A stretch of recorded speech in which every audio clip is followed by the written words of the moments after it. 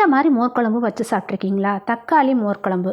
இது வந்து கேரளா சைடு ரொம்பவே ஃபேமஸ். எப்படி செய்கிறதுங்கிறத பார்க்கலாம். இதுக்கு நான் 2 தக்காளியை நீல வாக்கில் கட் பண்ணியிருக்கேன். அதே போல் ஒரு பெரிய வெங்காயத்தை நீல வாக்கில் கட் பண்ணி எடுத்து வச்சுக்கலாம். இந்த மாதிரி அரைஞ்சால் மோர் குழம்புக்கு ரொம்பவே டேஸ்ட்டாக இருக்கும். அடுத்ததாக 1/2 லிட்டர் தயிரில் கொஞ்சம் தண்ணி சேர்த்து கொஞ்சம் சால்ட்டு சேர்த்து இதை நல்லா பீட் பண்ணிக்கலாம். அடுத்ததாக 5-6 பூண்டு பல், 2 பீஸ் இஞ்சி துண்டு, 1 பச்சை மிளகாய், 1 ஸ்பூன் ஜீரகம், இது எல்லாத்தையும் நல்லா இடித்து வச்சுக்கலாம். அப்போ இது எல்லாமே ரெடி ஆகிடுச்சு. இப்போ தாளிக்க ஆரம்பிச்சிடலாம். அகலமான பாத்திரம் ஒன்று வச்சுருக்கேன். அதில் 2 ஸ்பூன் கிட்ட நல்லெண்ணெய், கடுகு, வரமிளகாய், நம்ம இடித்த எல்லாத்தையும் சேர்த்து எண்ணெயில் நல்லா வதக்கிக்கலாம். நல்லா வதங்கினதுக்கப்புறம் 1/4 டீஸ்பூன் மஞ்சத்தூள், 1/2 ஸ்பூன் மிளகாய்த்தூள், பெருங்காயத்தூள், இது எல்லாமே எண்ணெயில் நல்லா வதக்கிக்கலாம். நல்லா வதங்கினதுக்கப்புறம் இப்போ தான் வெங்காயத்தை சேர்க்குறோம்.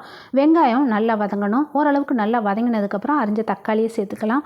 தக்காளியும் வெங்காயமும் நல்லா வதங்கணும். நல்லா வதங்கினதுக்கப்புறம் இதில் கருவேப்பிலை சேர்க்க போகிறோம். வெங்காயமும் தக்காளியும் எதுக்கு நான் நீல வாக்கில் கட் பண்ணியிருக்கேன்னா, அந்த தயிரோட இதை சேர்த்து சாப்பிடையில நல்ல ஒரு ஃப்ளேவர் கொடுக்கும். அதாவது தயிரோட ஃப்ளேவரும் இந்த வெங்காயத்தோடையும் சாப்பிடையில ரொம்ப டேஸ்ட்டாக இருக்கும். கடைசியாக ஸ்டவ் ஆஃப் பண்ணிவிட்டு மேலாப்பில் கொஞ்சம் மல்லி இலைகள், தேவைப்பட்டால் கொஞ்சம் உப்பு சேர்த்து சாதத்தோடு வச்சு சாப்பிட்டு பாருங்கள். எப்படி இருக்குன்னு கமெண்ட்ஸில் சொல்லுங்கள். இந்த வீடியோ பிடிச்சிச்சின்னா உங்கள் ஃப்ரெண்ட்ஸுகளுக்கு